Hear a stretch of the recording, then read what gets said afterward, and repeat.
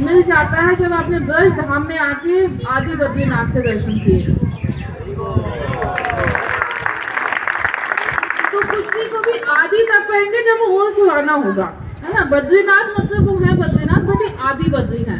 तो जो प्राचीन, जो सबसे प्रथम है ना, जो सबसे मुख्य है, वो जो आदि बद्री है वो यहाँ पे ही विराजमान है।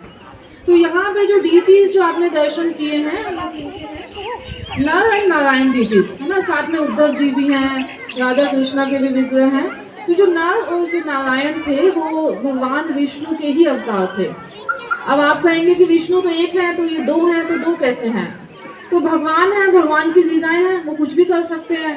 तो भगवान ने जैसे अलग अलग रसों का आस्वादन करने के लिए अलग अलग अवतार लिए, है ना। जब उनको वीर रस का आस्वादन करना था तो नरसिंह देव के रूप में आए, है ना, कि युद्ध में, युद्ध का कैसे आनंद लिया जाए।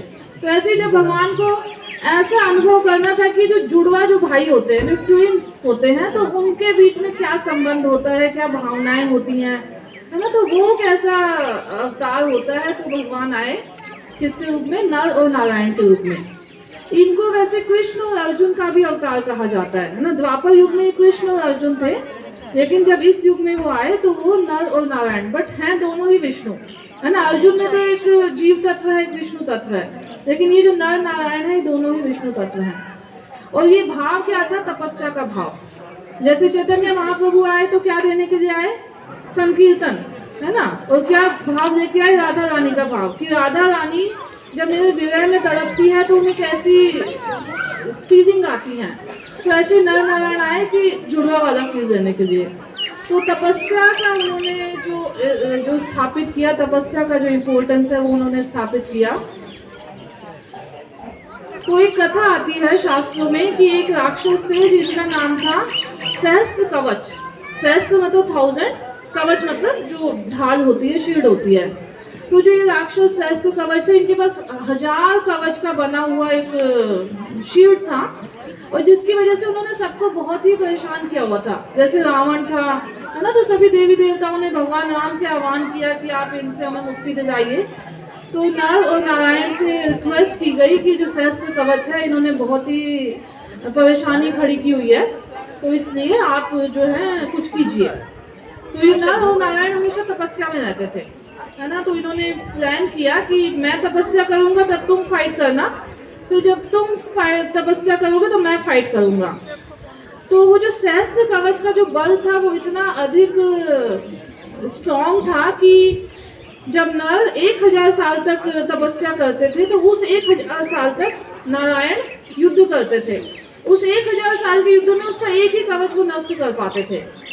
तो उतने टाइम में जो नर थे वो अपने तपोबल से जो शक्ति अर्जित करते थे, उसकी वजह से फिर वो युद्ध करते थे। तो फिर 1000 साल नारायण अब बैठे हुए हैं तपस्या में, वो अपना तपोबल अर्जित कर रहे हैं। तो फिर उस सहस्त्र कवच का जो है एक कवच टूटता था। तो ऐसे करके तपस्या चलती गई, उधर युद्ध चलता गया। तो 99 था, सॉरी 999 है ना, 999 कवच इन्होंने तोड़ दिए वन बाय वन। तो जब एक ही कवच बचा तो जो सहस्त्र कवच को डर लगा कि अब तो मैं एक कवच रह गया हूँ ना, वन कवच वाला सहस्त्र कवच, तो भाग गया। और जो भाग गया तो वो पहुंचा देवी देवताओं की शरण में, वो पहुंचा सूर्य देव के पास में। तो सूर्य देव के पास जो पहुंचा, तो अब शरण लेने वाले भी दो टाइप के होते हैं ना। एक तो होते हैं पूर्ण शरणागति से, है ना, कि आप ही के हैं, जैसा आप कहेंगे हम वैसा ही करेंगे, आपकी शरण में आ गए, है ना, अभी तक जो किया वो किया, लेकिन अब हम आपके हैं। और कुछ ऐसे शरणागति वाले होते हैं कि अभी नीड है, अभी हम आपके पास हैं, जब हमारा काम बन जाएगा तो वी विल रन अवे। तो ये जो कवच, सहस्त्र कवच जो कि वन कवच है, ये इसी भाव से गया था। और सूर्य देव को भी समझ आ गया कि he is not a genuine person, है ना, ये अभी जान बचाने के लिए आया है, लेकिन ये यहाँ टिकेगा नहीं। तो उसी बीच क्या हुआ कि जो कुंती महारानी थी, उन्होंने दुर्वासा मुनि की सेवा की।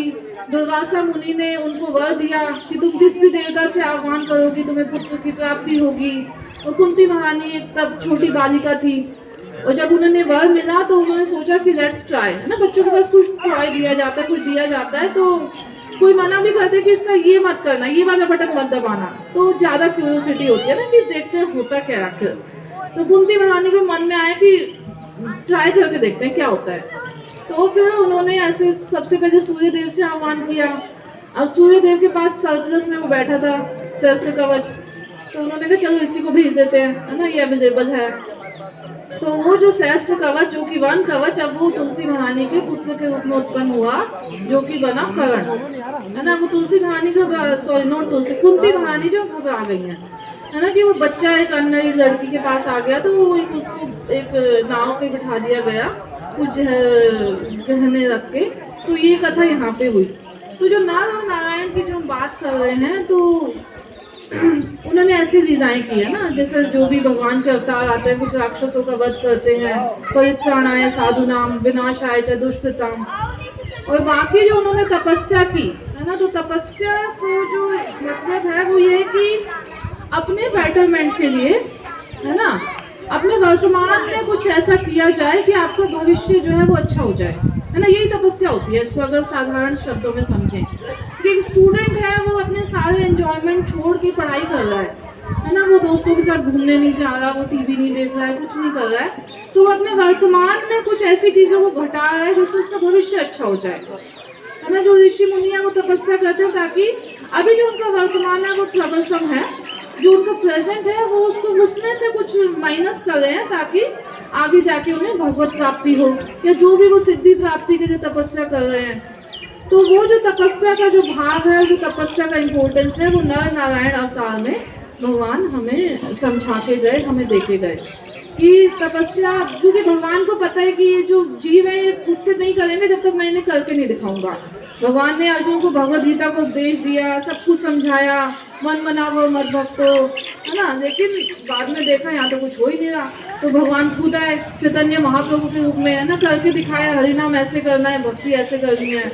अब भगवान ने तपस्या भी बताई भगवद गीता में, लेकिन अब जीव तो तभी करेंगे ना जब भगवान खुद से आके करके दिखाएंगे। तो भगवान स्वयं आके हमें बता रहे हैं कि तपस्या भी करनी है। तो जब हम तपस्या करते हैं तो हमारे अंदर डिटैचमेंट का भाव आता है ना, कि हम जैसे स्कॉन में आए, है ना, हमने कुछ चीज़ें करनी शुरू की, हमने हरि नाम लिया, हमने 4 नियमों का पालन करना स्टार्ट किया, तो हमारे अंदर क्या आता है कि अब ये दुनिया ये सब किसी काम की नहीं है ना, भक्ति करनी है, डिटैचमेंट, है ना। डिटैचमेंट को क्या बोलेंगे हिंदी में? वैराग्य, है ना, वैराग्य का भाव आता है। तो अब वो जो वैराग्य का भाव आता है तो हम कहीं ना कहीं इनसेंसिटिव भी हो जाते हैं, है ना, कि फैमिली वाले कुछ चाह रहे हैं हमसे, लेकिन हमें लगता है कि हम तो अब टॉप क्लास डिवोटीज हैं, तो हम लोगों के प्रति असंवेदनशील हो जाते हैं। लेकिन जो वास्तविकता में जो वैराग्य है उसका मतलब है कि भावनाओं से रहित नहीं होना, है ना, संवेदनशीलता से रहित नहीं होना, जबकि वास्तविक मतलब वैराग्य को होता है कि अपनी जो इमोशनल डिपेंडेंस है वो दूसरों पे से हटा लेना, है ना, कि हम जो अभी निर्भर है अभी हम भगवान पे निर्भर हैं, लेकिन जो लोग हम पे डिपेंडेंट है हम उनकी तो टेक केयर करेंगे ना।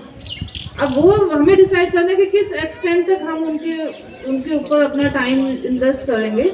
लेकिन ये जो भक्ति में आने के बाद हमें बहुत अच्छे से समझना चाहिए कि वैराग्य को सही तरीके से इम्प्लीमेंट करना, है ना, नहीं तो लोग बहुत हर्ट हो जाते हैं, फिर वो हमसे हर्ट नहीं होते, भक्ति से हर्ट हो जाते हैं ना, भक्ति से वो डिग जाते हैं। अगर उनके मन में थोड़ी बहुत इच्छा भी रहती है तो वो हमारे व्यवहार को देख के, हमारे जो आचार को देख के वो एंटी हो जाते हैं, है ना। कुछ लोगों ने अपनी फैमिली में ऐसा देखा होगा, सबने नहीं तो कहीं तो किसी ने ऐसा फील किया होगा कि वो पहले करते भी थे तो वो बिल्कुल नहीं आ रहे, क्योंकि हम इतना ज़्यादा रिजिड हो जाते हैं। तो भगवान ने नर नारायण अवतार के माध्यम से ये भी बताया कि तपस्या करनी है, वैराग्य का भी पालन करना है, but by keeping everybody happy, है ना, टू एन एक्सटेंट कि हम अपने जो वैराग्य है या जो अपनी जो तपस्या है उसको प्रभावित ना करें, है ना, असंवेदनशील नहीं होना है ना, अपनी जो ह्यूमन